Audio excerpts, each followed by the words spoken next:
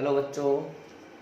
तो जैसा कि आप सबको पता है कि हमने 12th क्लास का chapter number 11 ray optics start कर दिया है। और अगर 12th बोर्ड के पॉइंट ऑफ व्यू से देखें तो चैप्टर नंबर 11 और चैप्टर नंबर जो 12 है यानी ऑप्टिक्स जो है, बोले तो ऑप्टिक्स जो है रे प्लस वेव यानी रे ऑप्टिक्स चैप्टर नंबर 11 और वेव ऑप्टिक्स चैप्टर नंबर 12 दोनों मिलाकर के हमारे बोर्ड में 9 मार्क्स कैरी करते हैं। यानी काफी इंपॉर्टेंट पॉइंट है, काफी इंपॉर्टेंट चैप्टर है। तो आज हम चैप्टर नंबर 11 के बारे में कुछ बेसिक जानकारी यहाँ पर लेने वाले हैं बच्चों। ठीक है, तो जरा समझते हैं। तो रे ऑप्टिक्स जो चैप्टर है, सबसे पहले मैं इसमें रे के बारे में ही जानना चाहूंगा कि इस रे से क्या मतलब है। अगर हिंदी में इसको कहना चाहूं तो किरण, चैप्टर का नाम हो गया किरण प्रकाशिकी। क्लियर? तो रे से क्या मतलब है ये मैं जानना चाहता हूं। ये रे क्या होती है? तो देखना बच्चों, रे जो होती है, रे कुछ भी नहीं है। रे अपने आप में एक इमेजिनरी स्ट्रेट लाइन होती है which shows the direction of propagation of light. कहने का मतलब ये हुआ कि सर जो रे होती है, जो किरण होती है, वो एक काल्पनिक रेखा होती है जो प्रकाश के संचरण की दिशा को प्रदर्शित करती है। यानी अपने आप में ये एक इमेजिनरी यानी काल्पनिक इमेजिनरी स्ट्रेट लाइन होती है। शाबाश। क्या होती है बच्चों? इमेजिनरी स्ट्रेट लाइन होती है जो क्या शो करती है? Direction of propagation of light. कहने का मतलब देखिए, हिंदी मीडियम वाले विद्यार्थी को भी समझ में आएगा। यानी ये एक काल्पनिक रेखा होती है जो लाइट के संचरण की दिशा को प्रदर्शित करती है, उसे हम कहते हैं रे। क्लियर है? अब बात आती है कि सर रे तो हमें समझ में आया, अब ये लाइट क्या होता है, जरा लाइट के बारे में भी चर्चा हो जाए। बिल्कुल। तो देखिए लाइट, अब लाइट जो शब्द लिखा हुआ है वो क्या है बच्चों? लाइट अपने आप में एक एनर्जी का फॉर्म होता है। यानी लाइट कुल मिलाकर के एनर्जी होती है जिसकी वजह से हम ऑब्जेक्ट्स को देख पाते हैं। यानी लाइट अपने आप में, light is the form of energy. अच्छा, एक बात और कह सकते हैं कि सर लाइट में काफी कुछ प्रॉपर्टीज होती हैं जो कि हमें पढ़नी भी है। कुछ प्रॉपर्टी जैसे रिफ्लेक्शन, हिंदी में ही बताऊंगा, जैसे परावर्तन, है ना? शाबाश। और रिफ्रैक्शन। रिफ्रैक्शन का मतलब क्या होता है बच्चों? अपवर्तन। क्या प्रकाश का अपवर्तन होता है? बिल्कुल। अच्छा, डिफ्रैक्शन ये नहीं सुना आपने, लेकिन अब सुन लेंगे चैप्टर नंबर 12 में। इसको कहते हैं विवर्तन, डिफ्रैक्शन। और इंटरफेरेंस, इंटरफेरेंस इसको कहते हैं व्यतिकरण हिंदी में। पोलराइजेशन इसको कहते हैं ध्रुवण। अच्छा, हमें अभी इनसे मतलब नहीं है क्योंकि ये चैप्टर नंबर 12 में हम लोग सीखेंगे। हाँ, अभी इतना दिमाग में रखना है कि लाइट अपने आप में एक एनर्जी का फॉर्म होता है जिसमें काफी कुछ प्रॉपर्टीज पाई जाती हैं, जैसे reflection of light, refraction of light, diffraction of light, interference of light, polarisation of light, photo electric effect आप खुद कहते हैं, कॉम्पटन इफेक्ट आप खुद कहते हैं। क्लियर है? अच्छा, एक बात और करना चाहूं बच्चों, तो मैं ये भी कह सकता हूं कि लाइट में अपने आप में एक स्पेशल प्रॉपर्टी भी होती है जिसको अपन कह सकते हैं हीटिंग इफेक्ट, यानी ऊष्मीय प्रभाव भी दिखाता है।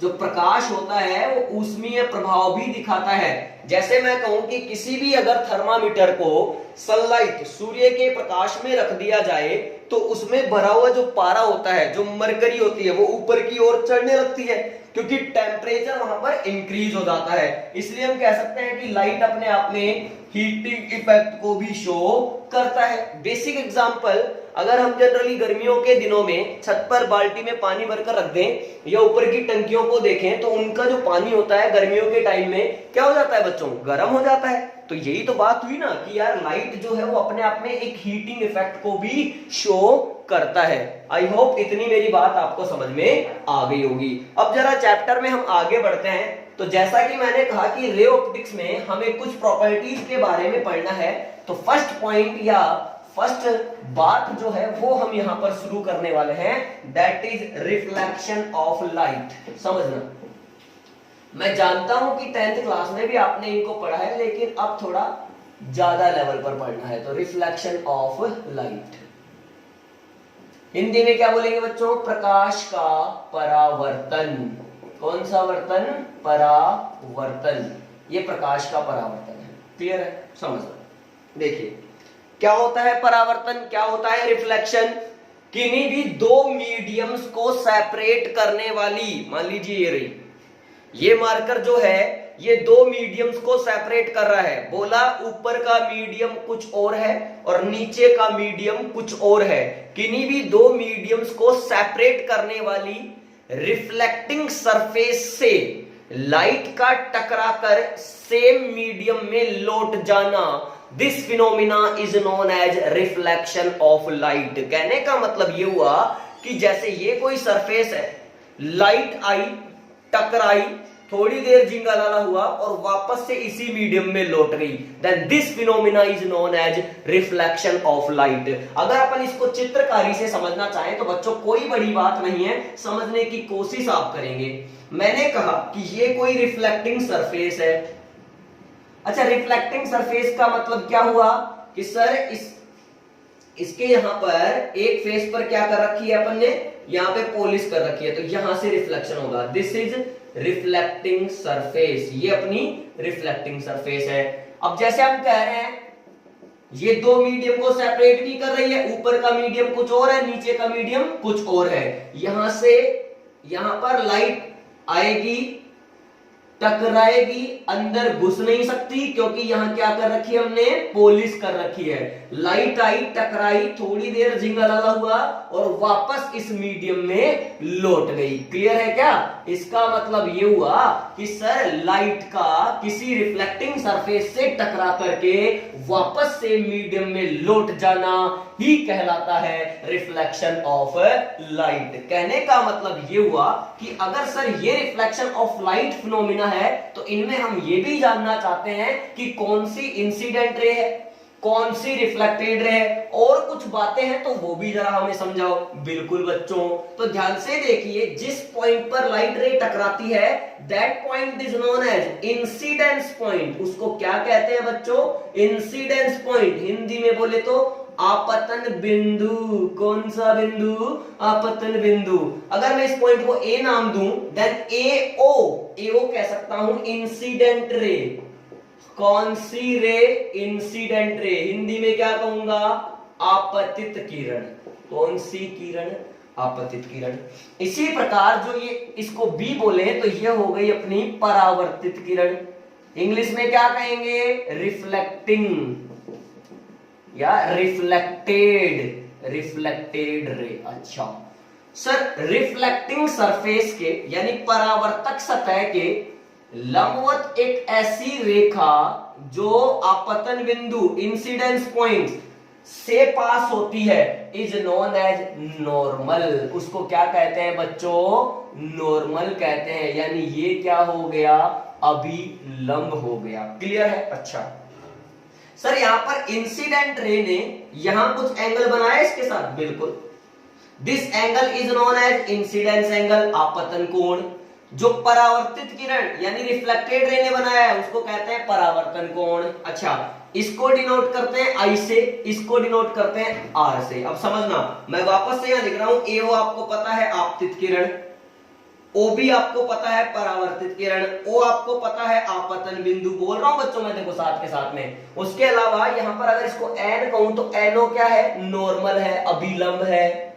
अब एंगल देखना, A O N is equal to angle I, इसको कहते हैं आपतन कोण।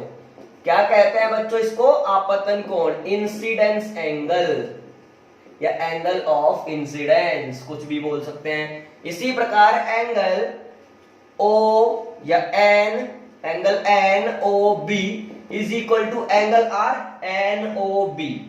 एंगल आर क्या हो गया? ये परावर्तन कोण, ये अपना परावर्तन कोण है। इसको अपन क्या कह सकते हैं बच्चों? इसको कहते हैं रिफ्लेक्शन एंगल। इसको हम कहते हैं रिफ्लेक्शन एंगल। तो मेरी बात आपको समझ में आ रही होगी कि मैं क्या कहना चाह रहा हूं।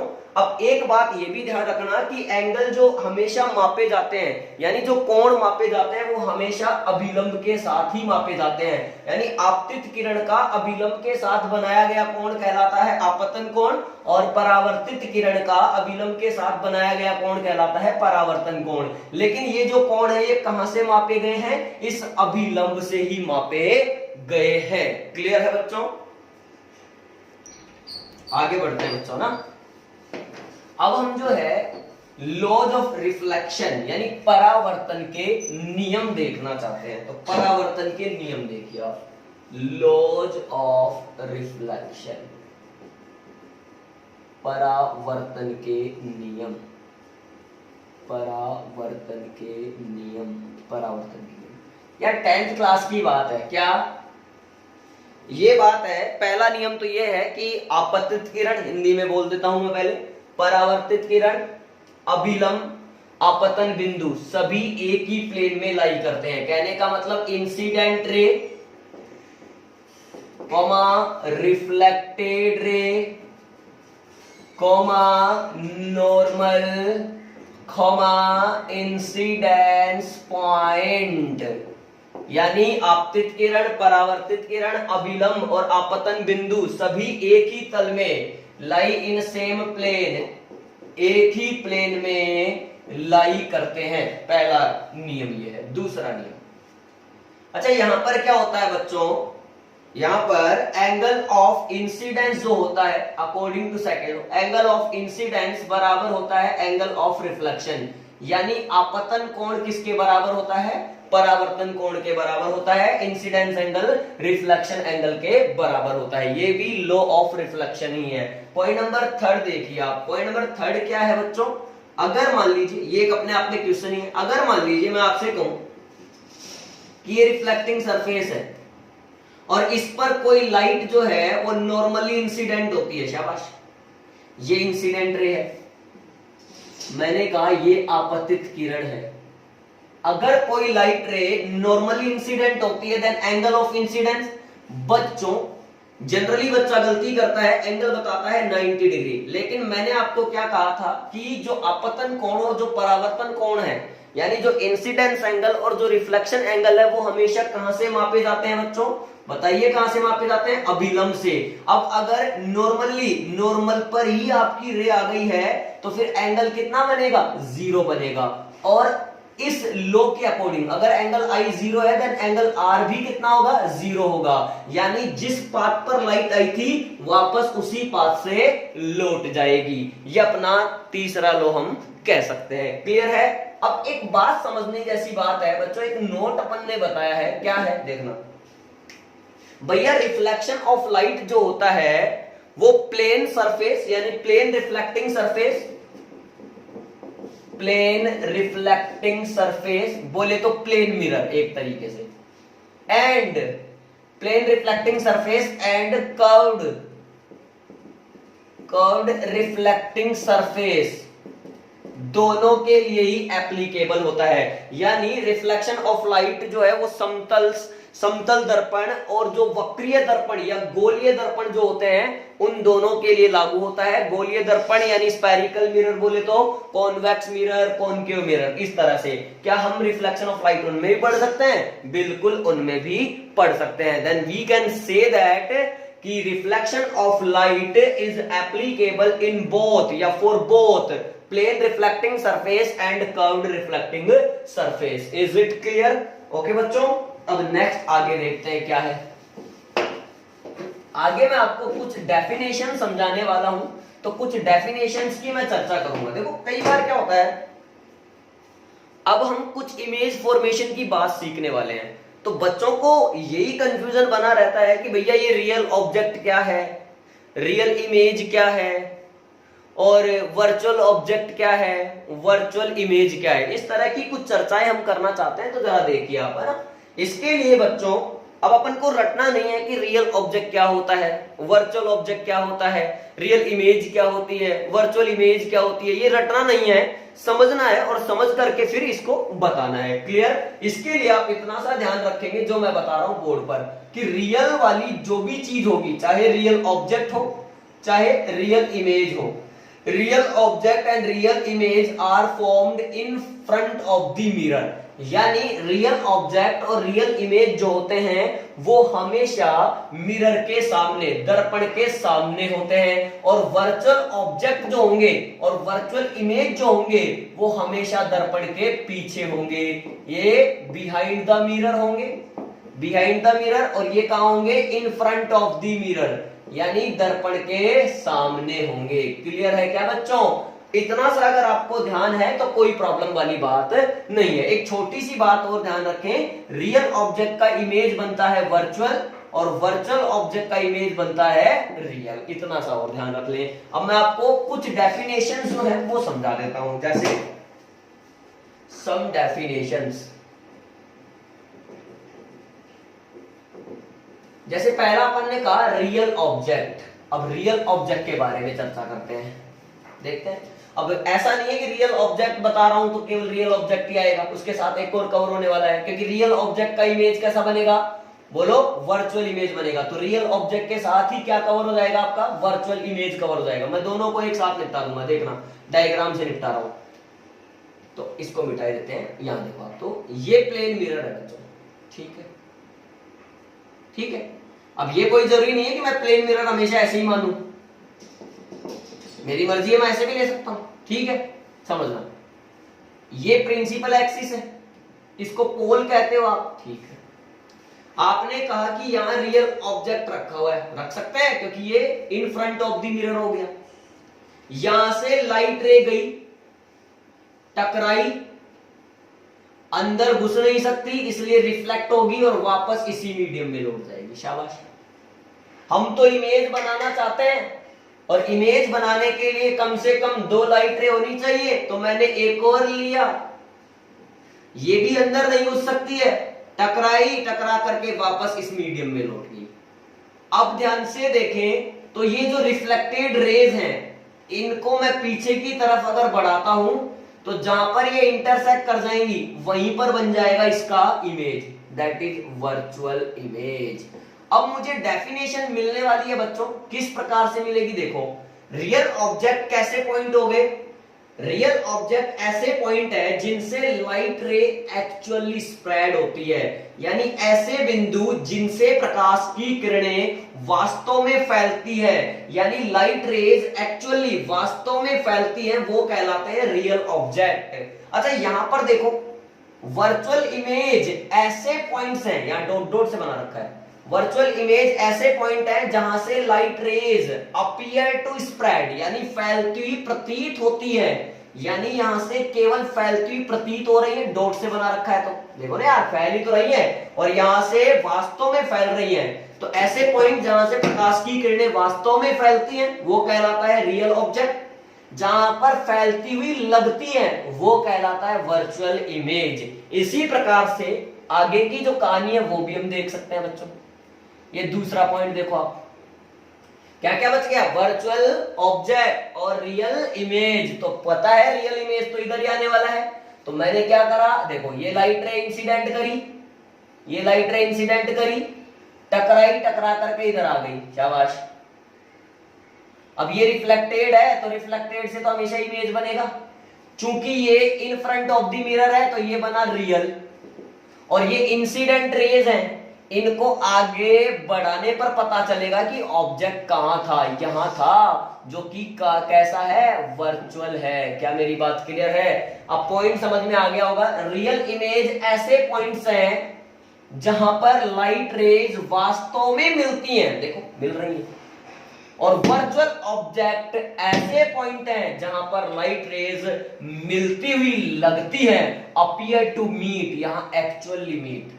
तो ऐसे बिंदु जहां पर लाइट रेज यानी प्रकाश की किरणें वास्तव में मिलती हैं वो कहलाते हैं वास्तविक प्रतिबिंब, और ऐसे बिंदु जहां पर प्रकाश की किरणें मिलती हुई प्रतीत होती है वो कहलाते हैं आभासी वस्तु। ये आभासी, वर्चुअल का मतलब बच्चों आभासी होता है ना, और रियल का मतलब वास्तविक होता है। क्लियर है? इतनी सी मेरी बात आपको, ओके। आगे बढ़ते हैं बच्चों, देखिए आगे का, देखिए अब आप क्या है, properties of properties of reflection of light through a plane mirror।